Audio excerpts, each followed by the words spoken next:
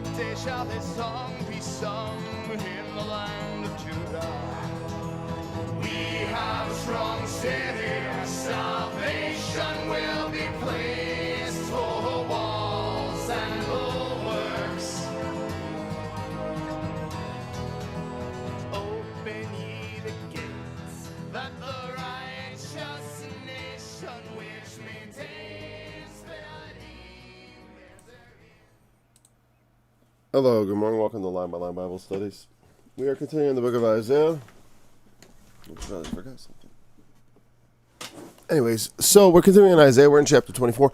Though I don't seem to remember really discussing the last verse of 23 for some reason. Or actually really the last clause of the last verse, because we talked a bit about her singing as an harlot, after 70 years, that period of like a generation later. Her higher being holiness to the Lord. A lot of times that means when people were conquered, the spoil, sometimes people were allowed to divide it. But sometimes it was considered holy. Like, for example, there was the particular instance that happened with, is it Ai or Jericho? It was Jericho.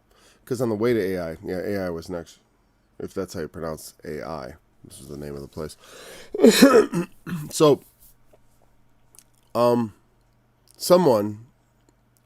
there was a city they were to destroy, and they're supposed to destroy it utterly, take no spoil. Well, somebody, decided to take something and hide it in their tent. And it resulted in a disaster later, because that was all dedicated to destruction. It was called, what is it? What is the word I'm looking for? Under divine, I keep thinking Korban, but it's not Korban. Korban is the New Testament when it talks about, maybe it is Korban, now that I think about it. Because it does mean dedicated. Maybe I'm going to drive myself nuts trying to remember the word for things that are dedicated or devoted to destruction. But that's what I meant like a devotion to destruction. Like something has been pre-selected for sacrifice. And therefore it must be destroyed. But this, it is holiness to the Lord. I mean, it's given to the Lord. Sometimes that means it must be destroyed. But sometimes that means it's God's to do with as he pleases. Maybe he says destroy it, maybe whatever. But here, it shall not be treasured nor laid up. It is not something to be set aside, but to be used. There's the thing you can have a bunch of money. There's two things you could do with it. I mean, obviously you can spend it or save it. And investment is a form of spending, really. Because you receive ownership in return. You know what I mean? If I invest in a company, I'm actually buying stock. That's not saving money. Because you're putting it at risk. You can lose your investment. Saved money technically is not lost except by death. I mean, or by some criminal activity. It's not going to be set aside, off to the side, treasured up. But it shall be for them that dwell before the Lord.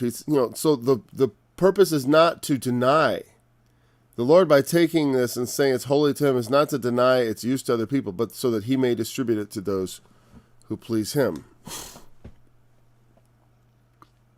And again, notice the things that are most important are to eat sufficiently and for durable clothing. Having food and raiment, let us therewith be content. And the merchandise is not being just squandered or used on luxury. It's just to make sure they have enough to eat and they have clothes on their back. Something that is considered the minimal human necessities. The shelter is not technically necessary. Meaning in all situations. Like if you live in Northern California, you don't need shelter. You just need food and clothing. I'm only saying that, because they have such nice weather. When it's 70 degrees all year round, the whole home thing is, questionable. But, sorry. Let's move on to Isaiah 24. I just felt like I didn't somehow address a few things in that last verse, but here we go. Now, Isaiah 24 is sometimes called the Apocalypse of Isaiah, and I'm not, maybe it'll become obvious why this time. Whenever I read it, I'm always like, why? You know, I mean, so the whole thing, Isaiah's whole prophecy feels like an apocalypse, an unveiling of truths that were hitherto hidden. You know, I mean, all that stuff about Tyre, you know, she will commit fornication with all the kingdoms of the world. I mean, that's just right out of Revelation.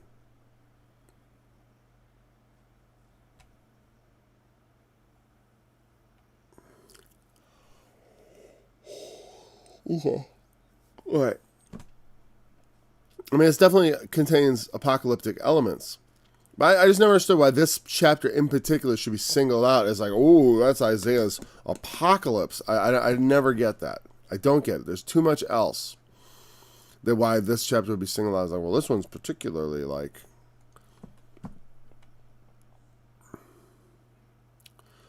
24 verse 1. Behold, the Lord maketh the earth empty, and maketh it waste, and turneth it upside down, and scattereth abroad the inhabitants thereof. And it shall be as with the people, so with the priest, as with the servant, so with his master, as with the maid, so with her mistress, as with the buyer, so with the seller, as with the lender, so with the borrower, as with the taker of usury, so with the giver of usury to him. The land shall be utterly emptied and utterly spoiled, for the Lord hath spoken this word. If you think of the apocalypse in the sense that some people do, I mean, like the image that comes to mind, or when I think, what do people think of when they think of the word apocalypse? Well, probably a lot of things, but in movies, the post-apocalyptic world is always like with burnt-out houses and everything's dusty. It's like it doesn't rain anymore or something.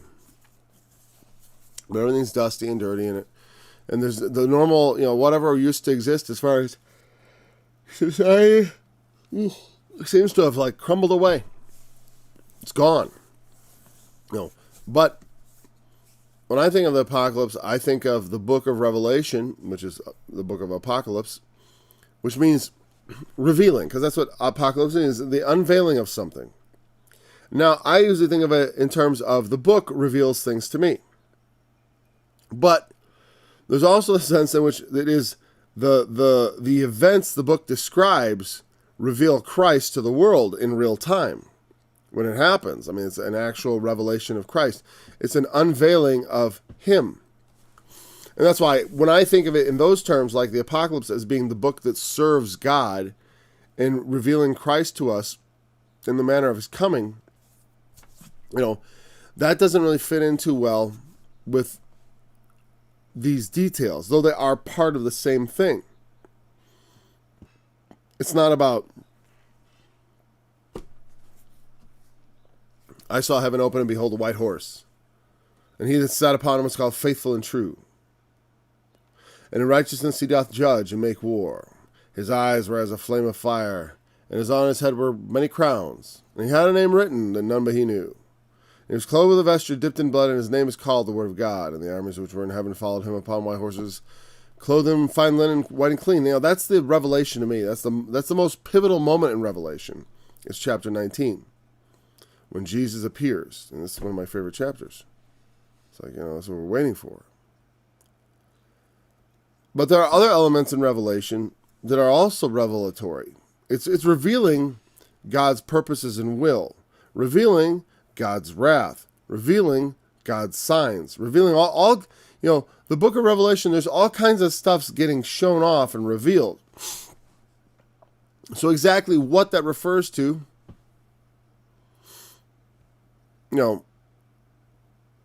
is depending on your perspective, because it is called the revelation of Jesus Christ. It is certainly of Him.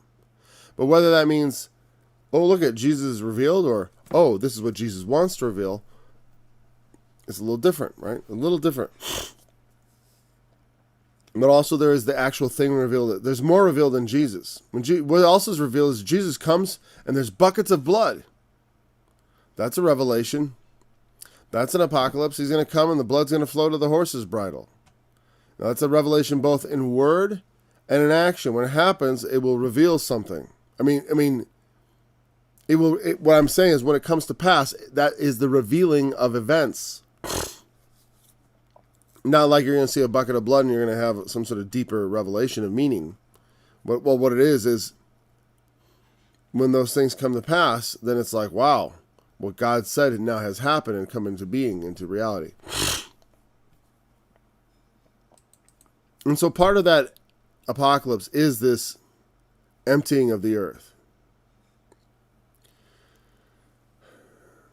And the imagery used here is very stark. He makes the earth empty, makes it waste, and turns it upside down, and scatters the inhabitants thereof.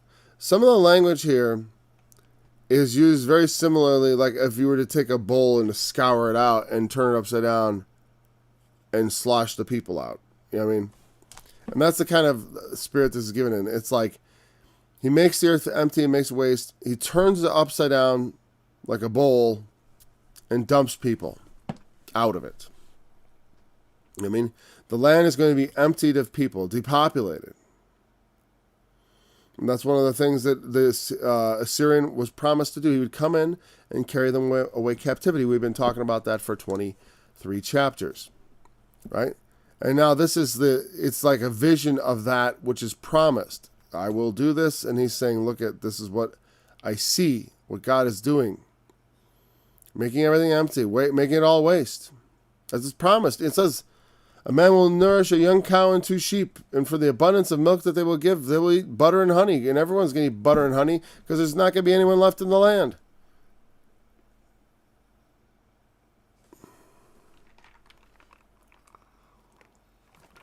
Not anyone left, of course, except the remnant. There's always a remnant. The remnant is presumed. You may think this means empty. No. It means mostly empty. Because there's always a remnant. But despite the remnant, generally speaking, it's going to touch everybody. As with the servant, so with his master. And we see similar kind of sort of affecting everybody. Like I think about in the book of...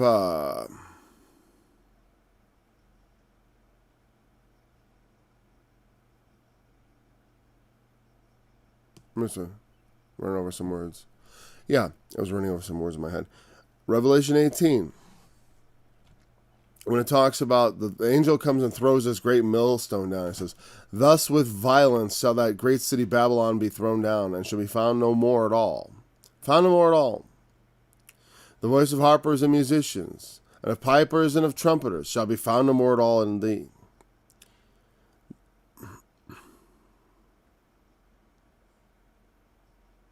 I'm trying to think what the second word. I know it's the voice of the bridegroom and of the bride.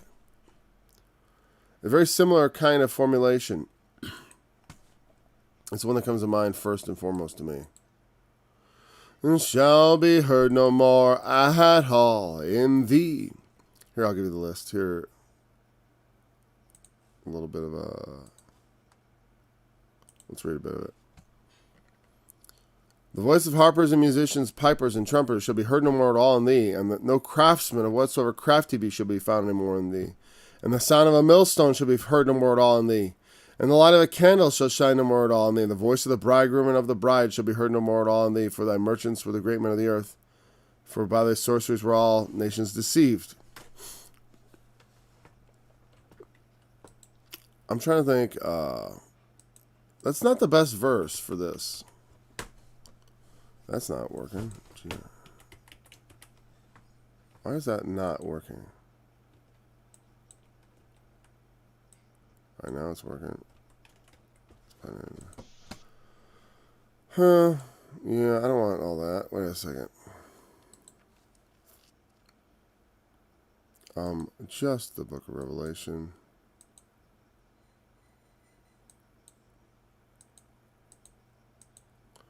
Clear.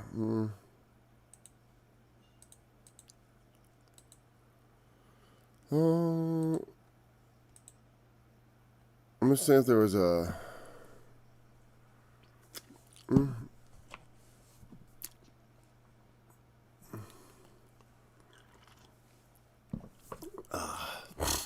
Let me see if this is it. Well, here it talks about the kings of the earth, the great men, the rich men, the chief captains, the mighty men, every bondman, every free man. Well, that's a good choice, because it did say everybody. Notice it talks about the kings at the top and bondmen at the bottom. That covers all aspects of society. It's not quite in Isaiah's way of saying it, but this is a verse we've talked about before. The kings of the earth, the great men, the rich men, the chief captains, the mighty men, every bondman, every freeman, hid themselves in the dens and the rocks of the mountains, and said to the mountains and rocks, fall on us and hide us from the face of him that sits on the throne, and from the wrath of the Lamb, for the great day of his wrath is come, and who shall be able to stand? Well, no one. And that's why in Isaiah he says, as with the buyer, so with the seller. As with the, who else? Who are the categories? Let's look at the maid, the mistress, the servant, his master. Meaning it affects everyone, all walks of life. It's a very equitable, equitable distribution of wrath. Everybody gets the same. Because, well, and the point is, they're all going into captivity. That was the point from the beginning. You're all going into captivity. And there's another verse that also comes to mind immediately as I think about this. You're all going into captivity. There's a couple verses. Chapter 13 of Revelation. He that leadeth into captivity shall go into captivity. He that killeth with the sword must be killed with the sword. And let's look at one more thing from chapter 13. And you know what I'm thinking of? It's the one he causes all, right? Again, here we go. Chapter 13, verse 16 of Revelation. He causes all, both small and great, rich and poor, free and bond, to receive a mark in their right hand or in their forehead. That's the mark of captivity, meaning you belong to Satan. That's why it says, in the midst of this prophecy, if any man have an ear, let him hear. That's a very critical thing that Jesus often said at a moment of important doctrine in the Gospels. You'll notice it over and over again. And it doesn't occur a ton in Revelation, but here it is. And this cryptic verse is given. He that leadeth into captivity shall go into captivity. He that killeth with the sword must be killed with the sword. Here is the patience and faith of the saints. That the instruments, that there are things coming. See, Revelation, you see the beast and all that. This is God's sanctioned stuff. And it's going to be rough. I mean, you're going to, we're coming to chapter 26 and 27, 28. There's a lot of cool stuff there. But I mean, this is, I was going to bring up something from chapter 28, but I'm going to just wait till we get there. All this stuff's going to be going on. All this horrific, disasters, like you read in Revelation, there's potential for all that to be very literal, and we could have meteors from the sky and the sea and all that stuff being affected, and a major devastation on the earth. There could be just a third of the earth killed, which would be, that would be just an incredible, if a third of the people in the world died, it'd be such a disaster just dealing with all the corpses. Like, we couldn't. Because every two people would have to handle one corpse. You know what I mean? Like, I've never handled a corpse in my life. I mean, as far as I had to deal with one. You know what I mean? I've had to deal with dead chickens. Even that is a pain. What do we do with the dead chicken? I mean, it's not that big of a deal, but it's like, you can't just leave it. You can't just, throw it around. I just throw it in the lawn. You can't do that. You have to dispose of it. Corpses. Well, and we don't have garbage, so, we don't have like a garbage pickup. We have to do other things to get rid of things. We have to be careful about chickens are easy to get rid of in that regard because they're completely biodegradable. Ha ha ha, how wonderful. But here, there's all this stuff that's going to happen. The Antichrist is going to appear, right? He's going to come. He's going to be performing miracles, as it says in chapter 13 of Revelation. He's going to be doing all this stuff that's very impressive.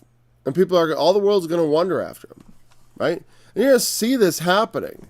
And believe me, it's like, if you ever feel frustrated, I mean, I know when I was young, I used to watch guys like Jack Van Impe or the other prophecy guys on TV and on the radio, and boy, would I get mad. I just get pissed off. And I don't know that I'm any better now. Like, if I listen to them, I think I'd probably get mad. Because because as much as I know, just like this, that it is God's will that Antichrist come to be, just as I know that it's God's will that false prophets rise, and that he knows, and it's part, I know that's all part of it. It still pisses me off. Still makes me angry. Every time I see the ungodly doing their ungodliness, it pisses me off. Meaning, every time I see the ungodly doing their ungodliness, I mean it at a certain level. Like this kind of thing, Satan coming forth, or false prophets. I mean that. I don't mean like every time I see someone picking their nose or whatever, I get angry or something. I just mean when you're talking about wickedness in a spiritual realm, against the things that God teaches us are good and right. Yeah, that stuff. So Satan appears, the Antichrist takes shape, whatever shape that is. I'm not presuming the shape of the Antichrist at this moment, but we're going to be confronted with this, and you're going to want God to do something. You're going to really want God to do something. Like when, how it is, like during the pandemic. I guess it's still technically going, but I'm not pretending it is. But during the pandemic, there was a lot of things that that were going on and that would happen, and I'd feel a certain way. I'd feel like, oh, this is wrong, and then I'd see the whole world going the wrong way. And I'd be, hey, hold on, I don't want. It's frustrating. You know what I mean? And you pray, and you want, and I don't want God to magically change them necessarily. I don't pray that necessarily. But then, I want to try to make people wake up. So I start writing music and stuff, and doing stuff that I feel like is I'm moved to do to somehow help the situation, right? But I can't do anything. It's frustrating. You know what I mean? A year goes by of people wearing masks, and it's not the wearing mask. The mask thing is like a separate. Well, not separate, but it's like a secondary issue. Because the primary problem is we cannot. I don't let doctors run my life. And I'll be damned if I let them run the country's life. You know what I mean? Like, I do not. Every patient has the option to tell his doctor to go, you always have the option. I've been in a friggin' hospital delivery room, and we got a different doctor because we didn't like the one we had. We said, we want our other doctor. Call the other guy. We don't want her. You stand up against these people. They don't have authority over your life. They're not looking out for your life. As we know now, they were lying to us. Oh, you don't need a mask because we need them. Don't you go looking for a mask for you and your children because we need them first. We're more important than you. I mean, that's precisely what they did. And then, now you need them. Yeah, wear them all the time. In fact, wear them forever. Now that we have plenty, you will keep those masks on. That's all going away. The madness. I can't, whatever. But see how I long for the truth to come out? You know what I mean? Those that led us into captivity must go into captivity. Those that killed, like Governor Cuomo, he put a bunch of people into nursing homes to die. He deserves to go into a nursing home to die. He does. And he will meet a very sticky end, I have no doubt. I don't know. Or it would, well, I'll tell you what. In the justice of God, rest assured. Rest assured. Maybe not in the world, I was thinking about this the other day. It was something I was going to talk about and bring up in context with everything else. And let's get back to Isaiah. We're still talking about Isaiah. But you notice, the reason I came here is because it's like he causes all, great and small, rich and poor. Got that up and down, that right and left, that full, the borrower, the lender. And that's why I came here, to just show another connection to Revelation, which we're already expecting since everyone says this is the apocalypse of Isaiah. Everyone. I'm just saying it. I learned it, and I assume that's a widespread thought, because someone told it to me, and he didn't claim to have made it up. In fact, I think, is it in my Bible? Does my Bible call it that? Because sometimes parts of the Bible Like Mark 13 is called the Olivet Discourse. Now that's very obvious why that would be called that, because he's on the Mount of Olives. It's a very descriptive title, right? But the Apocalypse of Isaiah, is that actually a descriptive title?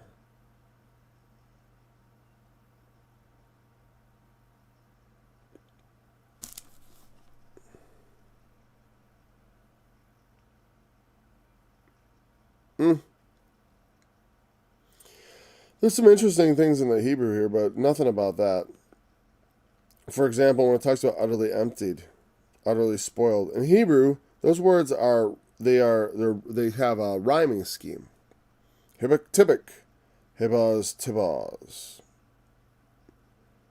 Hibuk tibuk, utterly emptied. Utterly spoiled is hibuz tibuz, if that's properly pronounced, which it probably isn't, because I'm not a expert on pronunciation. Well, plus the little pronunciation keys are so small print there I couldn't read them. So I couldn't tell if there was a long O or a short O. It just had a like a fuzzy little thing above it. So when God does a work in the world, it affects everybody. You know, when here's the thing. When the pandemic came, it affected everybody. You know, I saw world leaders getting sick. I saw regular people getting sick from the disaster caused by science. And then the disaster caused by science trying to fix the disaster they caused through science. Through their hubris. And I want to use the F word. Effing around with viruses. And trying to get them to be more... I mean, we knew they were doing this, and it's kind of like... It's almost like a joke in the movies, like that eventually there would be an outbreak. We just did that. We just released a chimeric virus, possibly. I am wondering, when they say it's not over, it's like, you know, is it now permanent fixture? Something to make sure the old folks don't hang around too long, I guess. Men are so just destructive to themselves, are they not? So it's not just for the common people, it's also for the priest. It's not just for the servant, it's for the master. Actually, in the pandemic, though, it wasn't, was it? Pandemic is not of God here. It's of men. It's a man-made disaster. But it affects most people, right? I mean, it is for most people. Depends on how you look at it. But some people were definitely thought they were above the rules, didn't they? Some people thought it didn't count for them. And I don't mean me. I don't mean me because I got no authority. When I break the rules, I got to do it knowing I can get in trouble. I can't do it like a governor does, knowing that no one can do anything about it to me. You know, I got to risk myself. Yeah. I don't have to follow the rules either. Just like the mark of the beast. Everyone's got to receive it, not me. I don't have to receive it. I don't have to receive he causes all to receive a mark, not me. Nope. I'm exempt. Let it be for the buyer and the seller. It's not going to be that way for the prophets and for the servants of God. Priest and people, I mean, there's a big difference. Notice they start right off with the people and the priest. Because, man, is there ever a bigger difference between human beings than when you say, oh, well, this is a priest and this is a person? This is a common person? Priest is like special. That's why so many pedophiles try to become priests. Because being a priest means you automatically get a default of trust, or you used to. It used to be that priests were very highly respected because they were men of God. And they were presumed to be there for good cause. No one had thought like, oh, they might be doing it because, just like the police force will always attract a certain number of people who should never be policemen, but who are there because they desire the authority of a policeman so that they can be bad without consequences. And that is terrible, and that's what they're always trying to weed out. But to the degree that those people are intelligent, it's impossible to completely weed them out until they actually do something that reveals what the nature of what their policing is. Priests also and preachers and stuff, and ministers of men of God. There's a certain authority that goes with being there, and some people like it. I personally hate it. I don't like people looking at me. I don't hate it, but I don't love it that when people look to me to give an authoritative answer about what God. I try to give my best opinion when they do, of course, but it's like I don't mind giving the answer. I actually like that part. But every once in a while, someone will show me a lot of respect, which I appreciate, but also that sometimes feels like I don't think I measure up to that level of assuming me to be correct. Like the presumption of me knowing what God wants and being in tune. Like the presumption that I'm someone people can come to for that always makes me a bit uncomfortable, because sometimes even in my own life, I'm not sure what I should be doing. I'm not sure what God wants from me. Sometimes I'm just not certain of so many things. And then to take someone else's responsibility on is always something I do not look forward to. Like, meaning someone's got a situation, they want me to judge it. Some people crave to be in that powerful position. Well, this is what you should do, Johnny. I don't know. I think they must. Like, pastors are important. Some people like to be important. I like to do important things, but I don't like to be important myself. I gotta confess. I don't like to be, because to me, being important means you need to be, like, you're required there. Like, you're needed. Like, you can't just step out and then just everything's okay. You know what I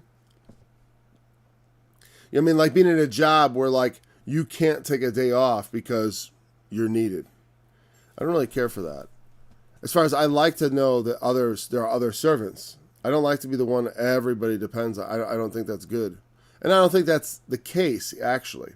But whenever I feel things like that, like when I feel like I'm being treated like a pastor, I guess it always makes me feel slightly uncomfortable. It's not like a bad thing. I'm just saying it's something I'm aware of. I don't want to take on a priestly mentality.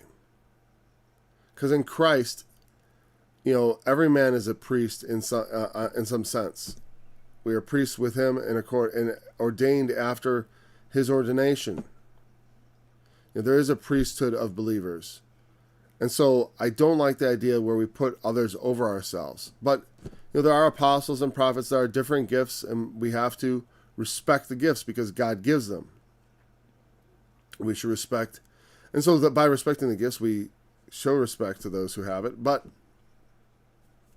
it all must be tempered with wisdom, because you cannot allow your respect for a man because of his office interfere with your good judgment. And we've seen, as it came out over the past few decades, just how much damage was done from all that trust, all that unquestioning trust of priests. Servant, so with the master. Boss, employee. Slave is a different issue. It's funny. Sometime we're gonna do a slavery in the Bible thing, because man, I've been getting so many insights on stuff. Just one of the things about, like, just how the ancients just looked at it. How they would have looked at slavery versus how we look at it. It's very different. Because we'll talk about it sometime, but nobody's gonna bring it up now, really. The maid, so with her mistress, a female servant, this is not about slavery so much as it is about, like, hired hand, someone who's like a hired servant. So, because a household servant is a free man who is paid to be a household servant, meaning they do what they're told. That's their job, to be just kind of there to do those things. Like, we need some wood for the fire, Jeeves, go get some. Maybe your butler doesn't do that, but similar to like household servants like butlers and maids. As with the buyer, so with the seller, with the lender, so with the borrower. Taker of usury, so with the giver of usury to him.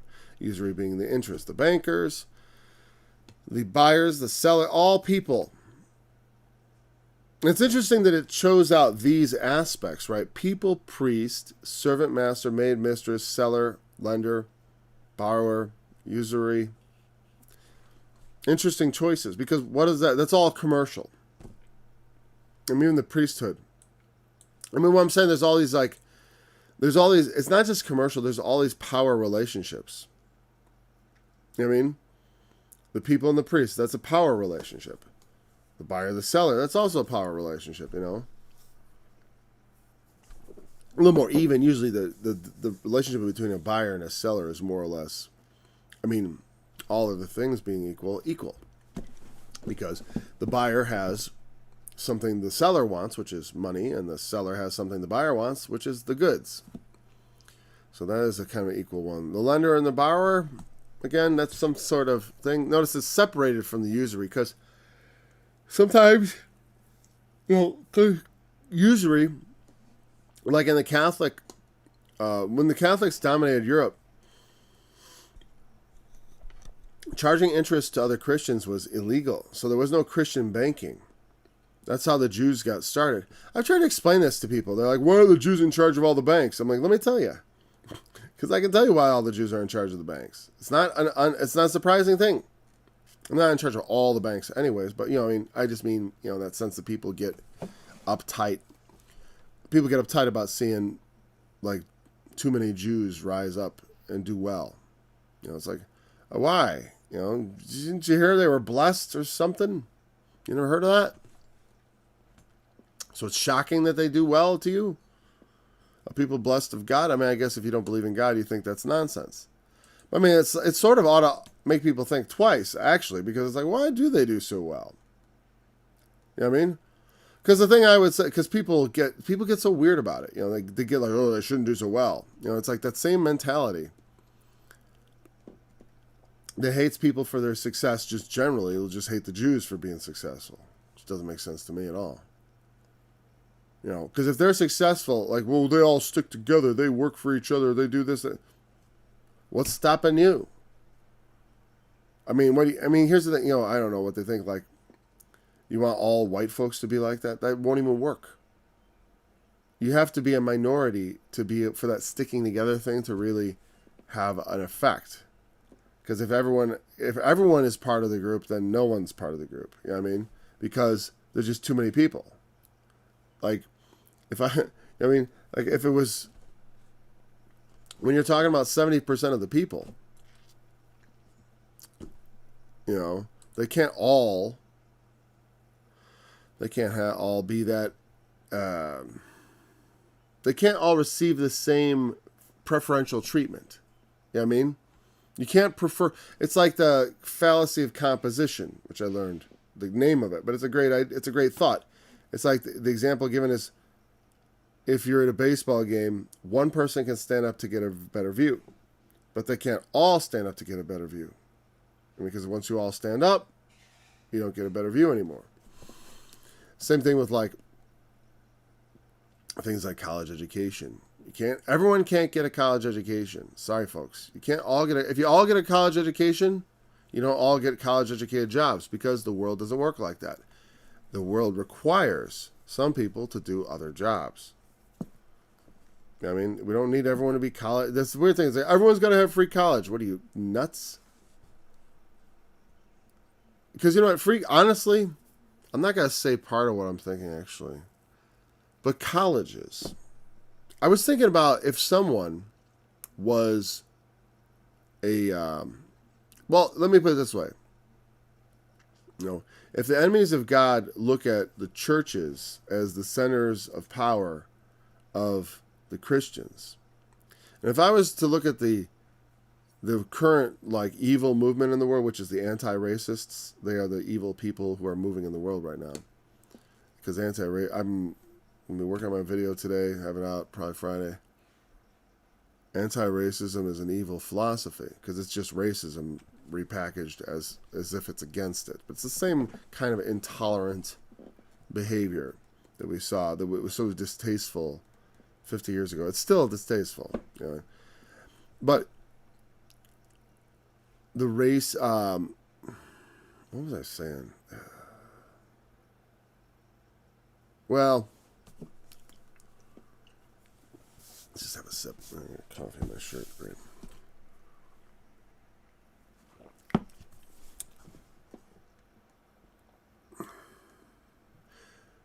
If the churches are a center of power, then I realize the universities are their centers of power. Essentially, universities are the sacred churches of the Church of Woke. That's where the philosophy is coming from left-wing universities. So, if I was going to go after the enemies, and I mean in a sense of like, attack their funding and stuff like that. I don't mean like terrorism and stuff like that. I just mean normal kind of pressure activities that activists do. To try to, like for example, there's that Christian Baker who always gets harassed by the gays because they're constantly trying to make him do stuff he doesn't want to do so they can just sue him into oblivion. So, and all they're really doing is actually establishing his rights because he wins every case.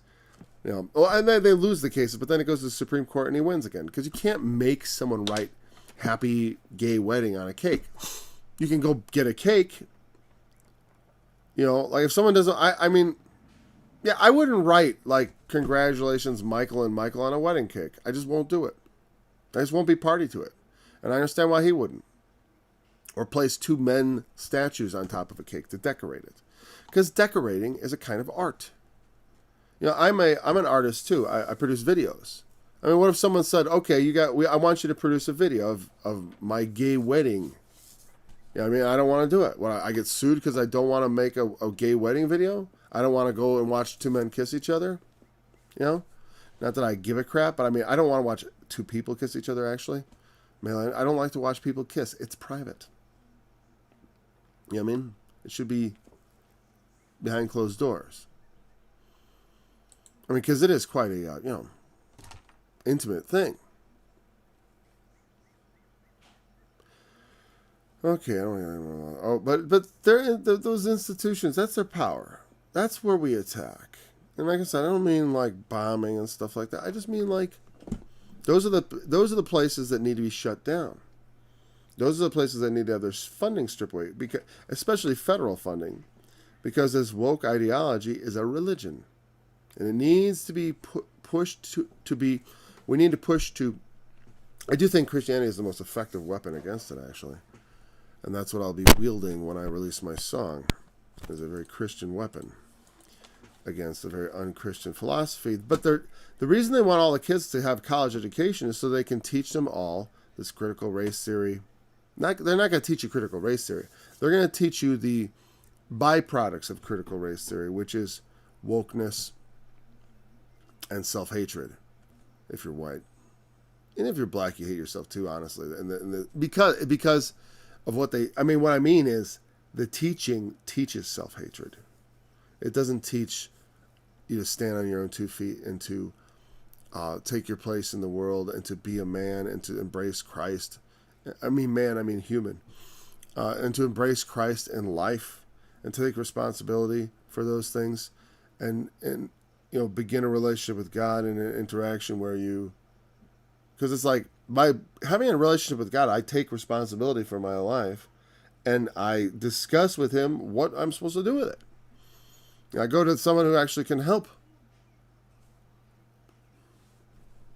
Anyways, I'm a little off topic now. Well, because of this with everybody. I think that's what gets to me. The land shall be utterly emptied. Well, here's the thing. What this all stems from, the past 30 minutes, is he that leadeth into captivity shall go into captivity. And what I was saying about that is that when the enemy comes, or like the priesthood is bad, like when I used to watch false prophets, I get angry. And I feel like, what are we going to do something about these people? Same thing with these enemies that I was talking about. What are we going to do about it? Stop their funding. It's like, there are things to be done, but they should be done in patience and with patience, knowing that God is in control. And so when you see a false prophet prospering, don't get angry. Don't, if you can at all. You should be angry inside, obviously, at the lies. That's going to make you feel a certain way. And so it's okay to have the feeling of anger, but don't be it, meaning don't act out in anger by lashing out. I'm always praying that people will not take up guns at this time and become violent, because that's just what the enemy wants you to do. You are to continue. We need to continue to speak till. I would only use a gun once they give me nothing else to use. As long as I can speak I don't need to turn to weapons because I have the most powerful weapon in the world, my tongue. I don't need a gun. You know why I don't worry about guns for the apocalypse? I mean, sometimes I've wanted weapons for hard times in the world. I do. Because the world could fall upon hard times, and I feel like I would want weapons. Not that I'm without weapons. I'm just saying I don't collect them. I have friends and neighbors who have like hundreds of guns, literally. And it's almost like, I mean, just bringing gun after gun to show me all his guns, and then his kid talking about other stuff, that they got, right? They love guns, and they got tons. Me, I'm not going to say exactly the number, because that's always foolish, right? I wouldn't want to supply any enemies with to know exactly. How many guns does he have? Yeah. So they know they got them all? No, I'm not going to tell you how many I got. But I'll tell you this, I'm not some gun nut collecting. And I don't mind gun nuts. I like gun nuts. They're amusing. And I like guns. I like watching their collection. But that's for them, not for me. I don't collect guns. You know what I mean? And I though I feel a certain, like I like to have a gun for every one of my sons. You know what I mean? Like, we all would be armed if necessary. You know what I mean? But deep down in my heart, I know something much more important. That I don't need a gun. That I have my tongue. And that if someone needs to die, because I'm only killing people that need to die in the name of God. If someone needs to die, then in God's name I will put you down. But I'm not going to do it by human means. I'm going to do it like Peter did. The feet of him that buried your husband are coming to bury you. I'll just speak their death and they will fall over. Not because I have any power, but because if God wants me to kill, that's how he's going to have to do it. Not have to. I mean, I would rather it be done that way. I mean, I don't want to have to get actually physically like that. I don't want that. I want to go through God's apocalypse, not man's. Because man has many apocalypses in history, Israel. Just like he's talking about here. There was once a country called Israel. Ancient Judah, actually, and Israel, whatever. And all the people got carried away into captivity, and the nation became no more. Israel. So, the false prophets, God has ordained he's going to take them out. We don't have to fret ourselves because of them. Now, here's the thing. That is not to say that you should ignore them. Not at all. Do not ignore things. Just like with the mark of the beast, he that leadeth into captivity shall go into captivity. Here's the patience of saints. What does that mean? Well, does it mean saints do nothing? They just watch everything happen? No. But in doing their mission, what God has given them, they have peace in themselves about knowing that whatever the outcome of what they're doing, that it is ordained of God, and in the end, God will punish the wicked. God will see to it that the wicked are punished. That we can trust entirely. That in the end, the ones who are playing this leading into captivity, we see these things happen that God has ordained. There's going to be people led into captivity. There's going to be people killed with the sword. And there's going to be someone, the Assyrian, the king of Babylon, the king of Persia, Satan himself, Antichrist, however you want to characterize, whatever the shape that takes. Because I've talked about it. I've given you suggestions in the past. If you listen to Revelation, the shape Antichrist may take. I try to think of the different ones. Obviously, obviously I can only get into very sketchy outlines as much as the scripture gives. I can't tell you, like, he's going to say this, this, this, this. I can't give you that. But we can be armed to the degree that we're not completely shocked. We also be armed to the degree that we have the mind, that we understand that the enemy will prosper, that Satan will overcome the saints. The reason it's the patience and faith of the saints is he's going to overcome the saints and kill them. That's what I was thinking the other day. I'm like, I was talking about salvation in the Bible study, right? I totally trust God for my salvation. But that doesn't mean a lot of other bad things can happen to me. In fact, every other bad thing in the world that's possible can happen to me. I can be dismembered. I can be disemboweled. I can be tortured. I could have my eyes plucked out. I could have my tongue cut out. I could have my fingers chopped off. Right? All that stuff can happen to me. God could let every one of those things happen to me and more. It's all on the table. Because when he saved me, he didn't promise me that nothing like that would ever happen. So, well, if you believe in me, you'll never have anything bad happen to you. That's not the case. The promise is that we would inherit everlasting life, and he would raise us up on the last day from death, and that we would be rescued from death and have salvation. But I can die. For sure, I can. I noticed every Christian that ever came before me died, except the Lord himself. They all die. I must die.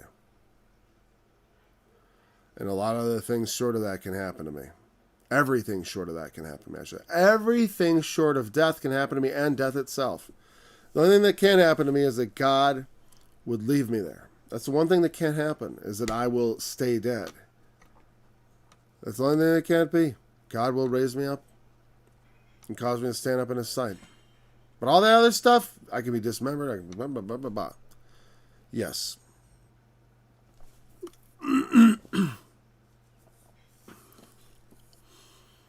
The earth mourneth and fadeth away. Remember verse 4. And as it all comes to pass because God has spoken it. Because he has spoken it. It's his plan. This is going to happen because God. The Antichrist is going to come and there's going to be a mark of the beast because God has spoken this word. And you got to be patient and endure it.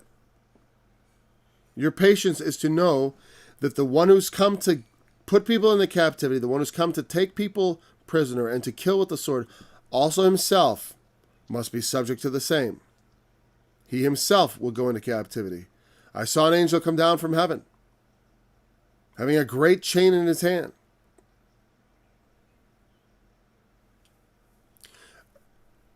Well, he actually had the key of the bottomless pit and a great chain in his hand. And he laid hold on the dragon, that old serpent called the devil and Satan, and bound him 1,000 years.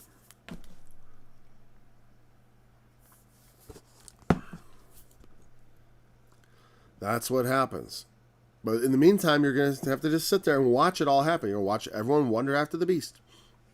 You're going to go to the store, and you're not going to be able to buy or sell without the mark of the beast. You're going to go around, and you're going to be in a world. If you thought the pandemic was frustrating and enraging, just buckle up. Buckle up. It's going to be a lot more frustrating, a lot more enraging.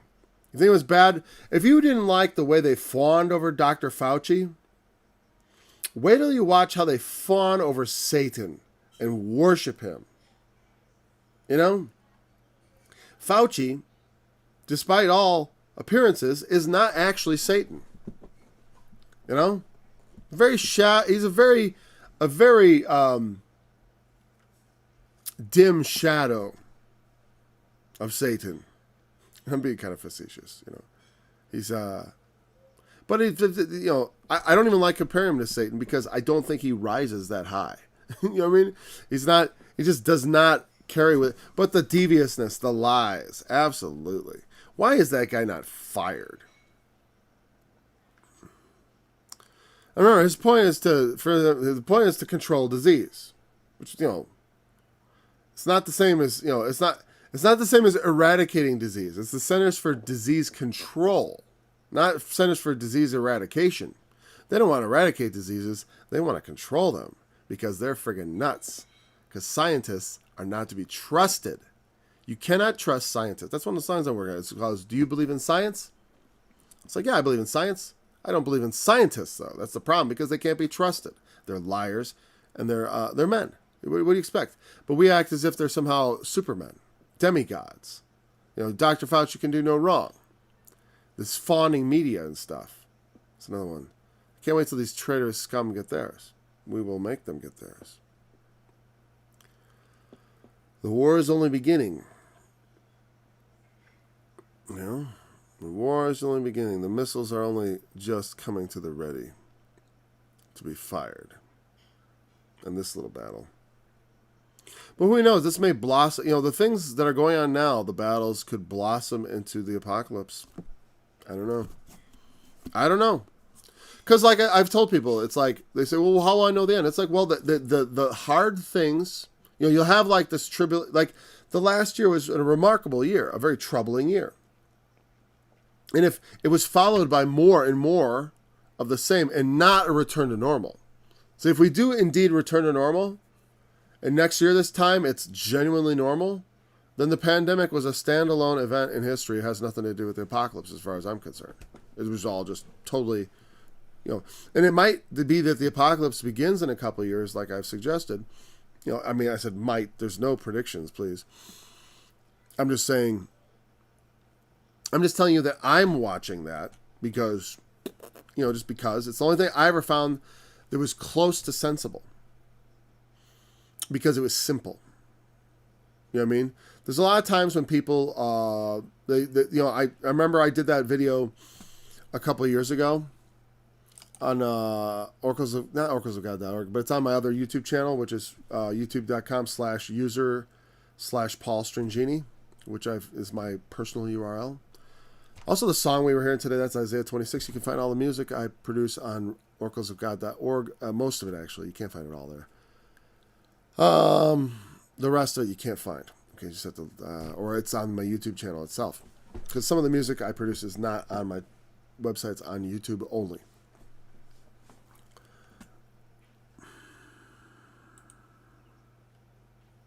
And I brought that up because, give me a second here, let me have a sip of coffee.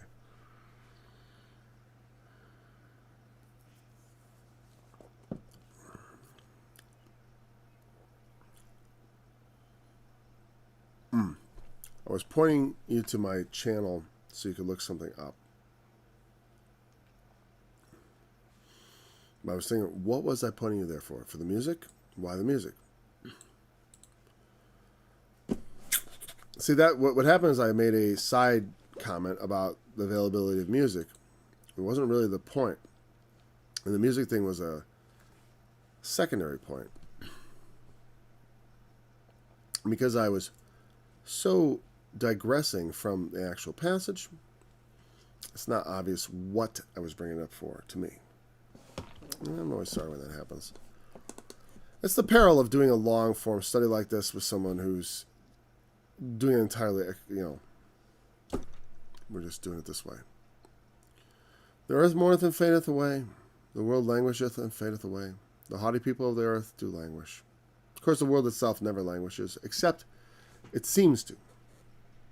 Right? Because it's like an anthropomorphism. It's when you attribute human characteristics to non-human things, like the earth and the world. And of course, because men languish, the earth languishes. It had something to do with Satan, didn't it? Something to do with Satan and music.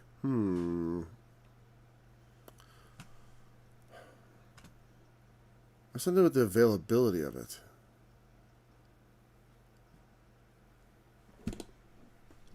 I'm just going to keep going. We're almost done. I mean, we are done, essentially. Maybe I should just pick up here instead of trying to say something about this. Yeah, I like verse 5. It's going to be, well, we'll say we're going to pick it up at verse 5.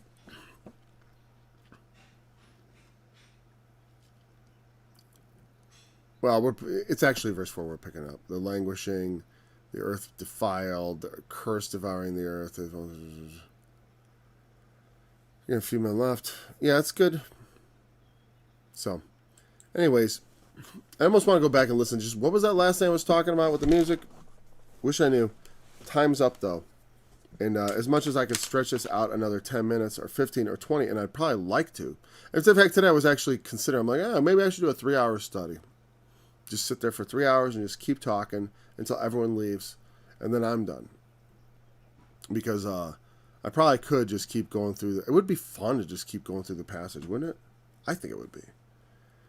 It would be kind of like the Rush Limbaugh show. It'd be just on for 3 hours, and I guess you just tune in when you could. It'd be a weird thing with the Bible, because you kind of need to pay attention to the Bible, don't you think? We kind of need to just... An hour is about as long as anyone can focus on it. I mean, not really. I think we could do better. Anyways, but an hour it is. And if a little at a time we can get through everything. All right, well, anyways. Thanks for joining me in this study. I look forward to being back again tomorrow. Until then,